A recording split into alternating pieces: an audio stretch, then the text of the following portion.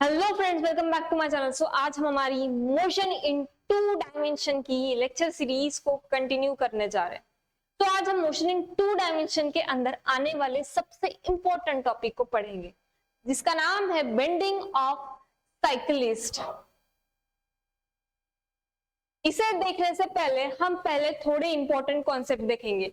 हमने पिछले लेक्चर में सेंट्रिपिटल फोर्स के बारे में पढ़ा है। हर पॉइंट पे जब कोई भी ऑब्जेक्ट सर्कुलर पाथ में ट्रेवल करता है तब वो सेंट्रिपिटल फोर्स के कारण होता है, क्योंकि सेंट्रिपिटल फोर्स हर पॉइंट को, हर ऑब्जेक्ट को हर पॉइंट से टर्न लेने को बोलता है, मुड़ने को बोलता है।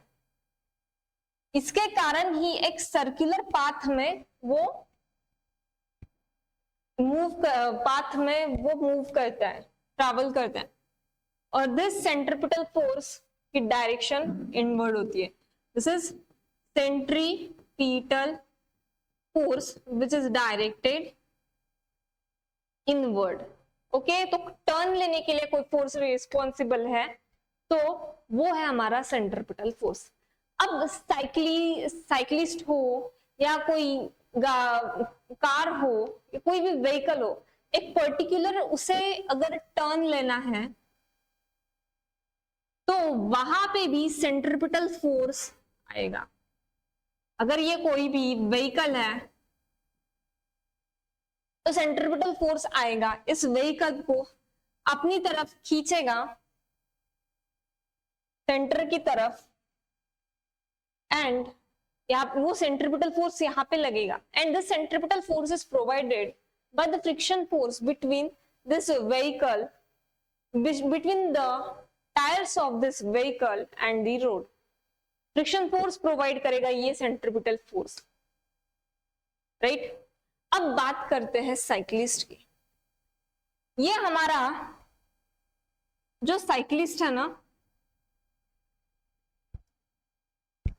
अच्छा चलिए, आपने कभी एक पर्टिकुलर शार्प टर्न पे साइकिल चलाई होगी, तो टर्न लेते वक्त क्या आप थोड़ा उस टर्न की अंदर की तरफ झुके? क्या आप थोड़ा झुकते हैं, राइट? क्यों? ऐसा करने से आप फिसलते नहीं हो। बट ऐसा होता क्यों है? चलो मान लेते हैं कि आपने टर्न के टाइम पे, इस टर्न के टाइम पे साइकिल चला रहे हो और आप झुके ही नहीं, तो ऐसा करने से क्या होगा? आप फिसल जाओगे, राइट? अब आप झुकते क्यों?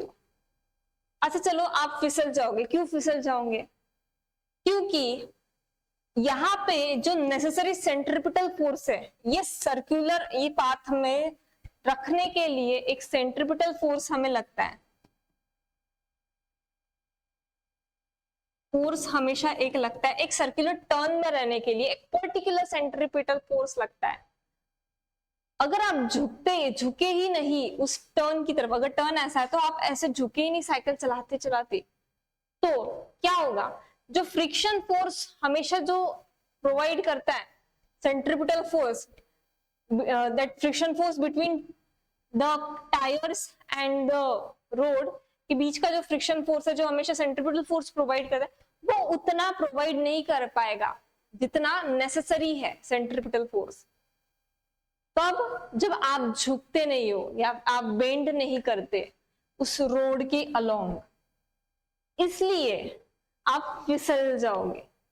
जब आप इस टर्न के वक्त बेंड हो जाते हो साइकिल से, तब आपका ही कोई सा कंपोनेंट फोर्स का ये सेंट्रिपिटल फोर्स प्रोवाइड करने में काम करता है।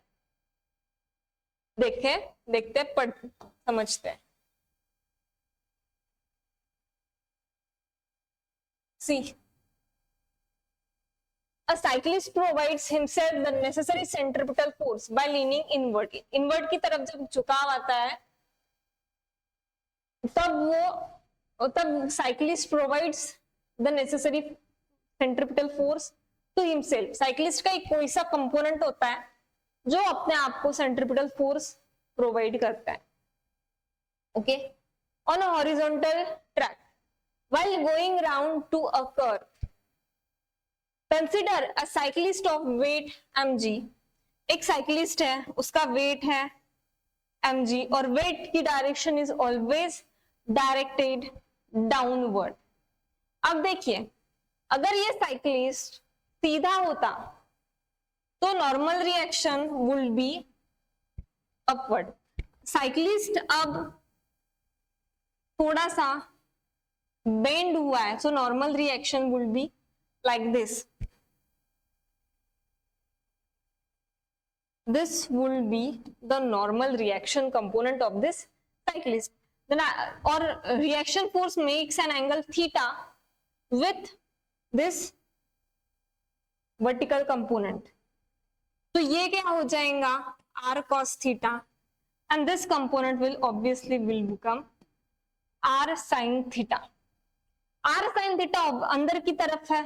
This means ये ही r sin theta है जो नेसेसरी सेंट्रीपिटल फोर्स प्रोवाइड करता है इस साइकिल को, बिकॉज ये अंदर की तरफ डायरेक्टेड है, तो this provides that centripetal force.